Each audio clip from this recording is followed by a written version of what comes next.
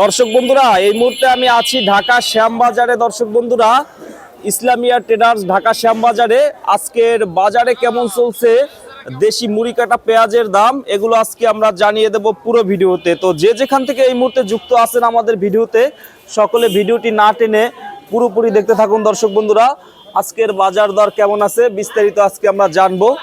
তো যারা যারা দেখতেছেন হাটের বাজার থেকে অবশ্যই কমেন্টে জানাবেন যে আজকে হাটের বাজার কেমন চলছে। তো এই মুহূর্তে আমি আছি ইসলামিয়া ট্রেডার্স ঢাকা শ্যামবাজারে। আসসালামু আলাইকুম ভাইয়া। ওয়ালাইকুম আসসালাম ভাই। ভাইয়া কেমন আছেন? আলহামদুলিল্লাহ ভালো আছি ভাই। ভালো আছেন ভাইয়া? ভালো আছি ভাই। তো শরীর স্বাস্থ্য কেমন আছে? শরীর স্বাস্থ্য ভালো আছে। ভালো আছে ভাই? আপনাদের দয়া ভালো আছি। তো কি অবস্থা আজকে বাজারের বলেন? যাই হোক ভাই, এখন তো কেনাকাটা শেষ, লাস্ট টাইম আসছেন।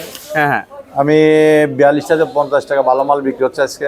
আজকে অনলি 42 টাকা থেকে 50 টাকা আজকের বাজারে। আজকে বাজার। তো ভাইয়া দাম দেখলাম যে এই 2 দিনের ভিতরে 8 টাকা 9 টাকা কম।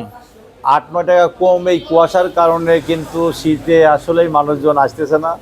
যারা খুচরা ব্যান টানে মালটাল নেয়, ওরা দেখেন এইভাবে যে শীতে থাকে, তাহলে কি ব্যান্ডি গ্রামে গঞ্জে বাড়াতে পারে, মহল্লায় বাড়াতে পারে না। না না, অনেক শীত, এই জন্যই বাজার যা একটু কম। বাজার ঠিক হয়ে যাবে, কৃষকের তো বলছি, আপনারা কোনো টেনশন করবেন না, আসলেই বাজার ঠিক হয়ে যাবে।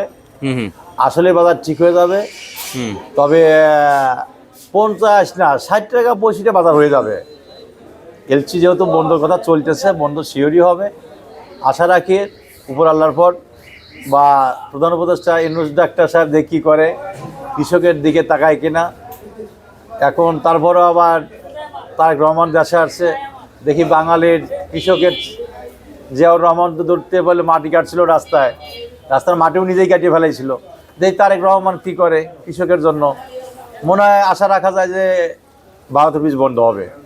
তবে ভারত অফিস বন্ধ হলে পরে 60-65 টাকা বাজার থাকলে পরে কৃষক একটু শান্ত হবে আর কি। তো ভাইয়া এখন এই যে 30, এই যে 2 দিন আগে নাকি আবার চালু হয়েছে কিছু? চালু হয়েছে কিছু, এটা মনে হয় বন্ধ হয়ে যাবে, আবারও বন্ধ হবে ভাই। এলসি চালু হয়েছে, আইপি কিন্তু বন্ধ হওয়ার আশঙ্কাই বেশি রয়েছে।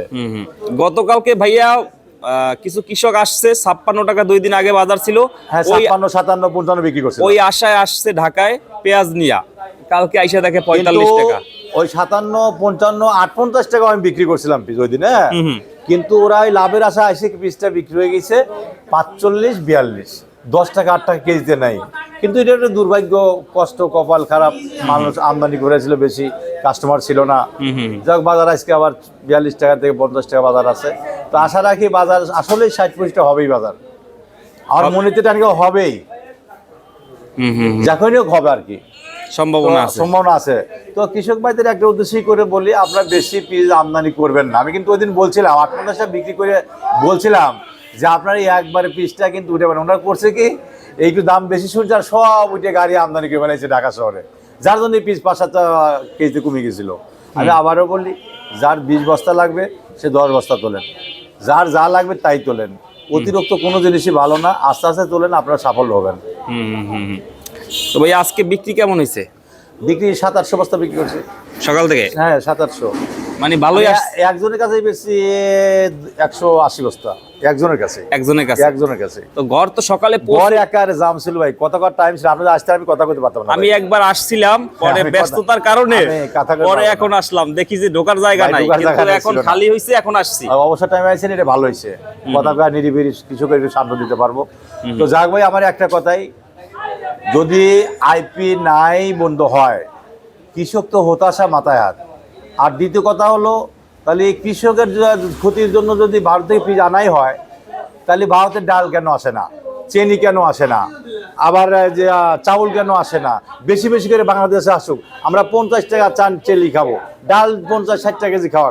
কিন্তু ভারতের পিস নিয়ে কেন বাংলাদেশে দেওয়ার জন্য পাগল হচ্ছে তারা, আর আনার জন্য কেন পাগল হয়? এর ভিতরে রহস্য নিশ্চয়ই আছে। এই বড় মৌসুমে যে দিতেছে, এই এলসিপি আনতেছে, আইপি নতুন করতেছে, নিশ্চয়ই কোনো গুরু রহস্য আছে। এই রহস্যটা মন্ত্রণালয় থেকে বা বাণিজ্য মন্ত্রীর আমি বলি, রহস্যটা তদন্ত করে বাই করে না কেন? কারণটা কি? এত মৌসুমের ভিতরে এলসিপি দিচ্ছে, কারণটা কি? এর ভিতরে অবশ্যই রহস্য আছে। এই রহস্যটা কি, এটা আমরা জানতে চাই, কৃষকও জানতে চায় যে এত ক্ষতিগ্রস্ত কেন করে। তো সেই জন্য ডাল এবং চিনি নিয়ে আসুক, ভারত থেকে তেল নিয়ে আসুক, আমরা 50 টাকা 60 টাকা কেজি খাবো। ঠিক আছে, আমার কথা একটাই বারবার, এটা করে কেন? ঠিক আছে? তো ভাইয়া তো কৃষকের ভালো রাখতে হলে পারে এই পিজের মূল্য নিম্নে 60 থেকে 65 টাকা দিতে হবে, যাতে কৃষক মনের আনন্দে উল্লাসে এই পেঁয়াজ আবাদ করে, এই পেঁয়াজ যেন সরকার বাইরের রাষ্ট্রে রপ্তানি করতে পারে, এই আশাবাদ আমি রাখি। তো ভাই এখন শীতের সময় উঠাইতে অনেক কষ্ট হয়। যে কষ্ট ভাই, গ্রামগঞ্জ তো বেলায় দেখা যাচ্ছে না, যেভাবে পিচ লাগাচ্ছে, যেভাবে পিচ তুলতেছে, কৃষকের দিক তাকালি পারে। তাও কি করতে জানেন, অনেক গৃহস্থ গরিব কৃষকের ভালো করে খানাই দেয় না, ওই খিচুড়ি করা দিয়ে রান্না করে খাওয়ায়া মানুষের পিচ লাগায়। তাহলে এইসব মানুষ দাঁড়াবে কোথায়? যা সেই পিচের যদি দাম না পায় কৃষক, তাহলে এইসব কৃষক কোথায় যা দাঁড়াবে? দাঁড়ানোর জায়গা কোথায় আছে? সেই জন্য আমি বলছিলাম না, এই কৃষক পোলাপান বা কৃষকের পোলারা কোথায় যা দাঁড়াবে, এই বাংলাদেশের কৃষকরা কোথায় যা দাঁড়াবে, সেই জায়গাটা কোথায়? প্রশ্নবোধক চিহ্ন। সে কার কাছে যা একটু মায়ের কোলের মতো আরাম পাবে?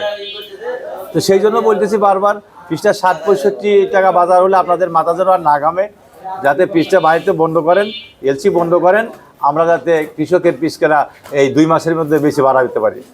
60-65 টাকা বাজার পালি কোনো কৃষকের কোনো দুঃখ প্রকাশ নাই। যদি 60-65 50-45টা পিস খাওয়া নেই লাগে, তাহলে ভারতের সয়াবিন তেল আনুক, ওই যে সৌদি আরবের তেল আনি দিক, ওই যে ডাল আনি দিক ভারতের, চিনি ভারতের আনি দিক 50-60 টাকা কেজি, খাবো আমরা পিস 30-40 টাকা বাজার, কোনো সমস্যাই নাই।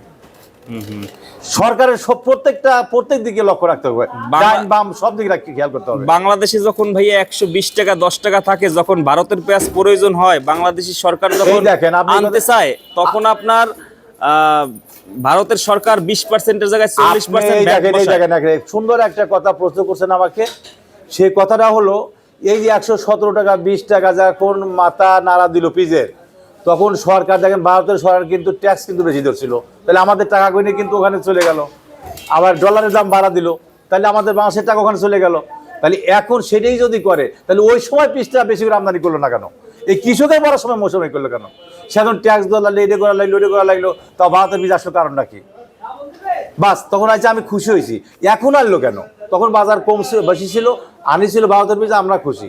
কিন্তু এখন বড় মৌসুমে 60-65টা বাজার নাই, 40-42টা 45টা বাজার। এখন কোন রেট কিসে, কোন আশায় এই এলসি বীজ আসে বাংলাদেশে?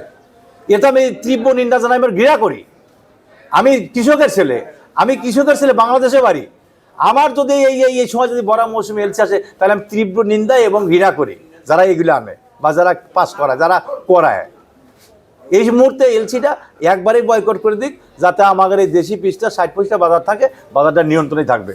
70 টাকা বাজার বেশ করে বাজার নিয়ন্ত্রণ থাকবে পিজের। সেজন্য বারবার অনুরোধ করি এলসিটা বন্ধ করার জন্য। আলু ভাইয়া 23 টাকা 22 টাকা নাকি খরচ? আলু প্রত্যেক কেজি 22 থেকে 23-24 টাকা খরচ, নতুন আলু পড়ছে। ওই আলুটা কিন্তু আজকে বিক্রি 17-18 টাকা কেজি ভাই, একটু বাড়ছে, একটু বাড়ছে। 20 টাকা হাইস্ট বিক্রি 17-18 টাকা, গতকালও কমছিল, তার আগেও কমছিল। আর পুরিন আলুর তো বললেই নাই, 5টা-3টা কেজি নেয় না ভাই, ঘরে গন্ধ যাচ্ছে, ঘরে গন্ধ তাও নিচ্ছে না, বেকার। একা ফেলা, ডাস্টবিনে ফেলা তো লাগবো। এখন এখানে চালান করতে পাবো, এটা সরকারি ভর্তুকি দিব? এই যে সব যে পুরিন আলু কিনে পড়ে রয়েছে, সরকারি ভর্তুকি দিব তাদের খোঁজ নিয়ে, যে কিরা কয়েক বস্তা আলু রাখছে আমি ভর্তুক দেই, তাহলে সেই কৃষকের নিয়ে, সেই ব্যবসায়ী নিয়ে, বাংলাদেশের ব্যবসায়ী নিয়ে ভারতের সরকার তো মাথা কামায় কিসের? সেই জন্য আমি মনে করতেছি এগুলো বন্ধ করে দিক, ঠিক আছে? হ্যাঁ, এটা বন্ধ করে দিক, এলসি এই মুহূর্তে বন্ধ করতে হবে। তবে সর্বশেষ কি বলতে চান? সর্বশেষ আমি একটা কথাই বারবার বলতে চাই, কৃষকের জন্য সার, বিষ, এভরিথিং, তেল, চিনি, ডাল, এই সমস্ত জিনিসের দাম কমাতে হবে। যদি পিসের দাম কমে যায়, কৃষক কিনবে কি দিয়ে? এই পিস বেশি তো কিনবে।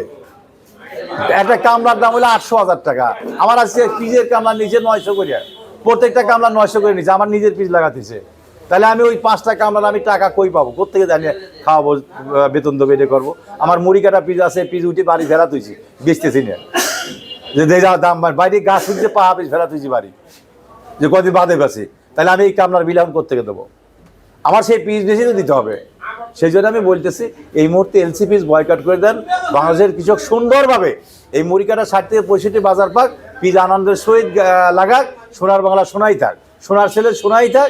আর সার বিষের দাম, এভরিথিং, কৃষিকাজে ব্যবহার যন্ত্রপাতি লাগে, এভরিথিং এর সব যন্ত্রপাতির দাম কমাতে হবে সরকারের, এই আমার দাবি। থ্যাংক ইউ ভাইয়া। ফোন নম্বরটা বইলে জানি। ফোন নাম্বার, আমি আক্কাস ভাই, Islamia traders Shyambazar, Dhaka. Mobile number 01721382612। Thank you ভাই, আমি আবার দিয়ে দেবো স্ক্রিনে, ওকে, ভিডিওতে। ভালো থাকবেন, আসসালামু আলাইকুম। ওয়ালাইকুম আসসালাম।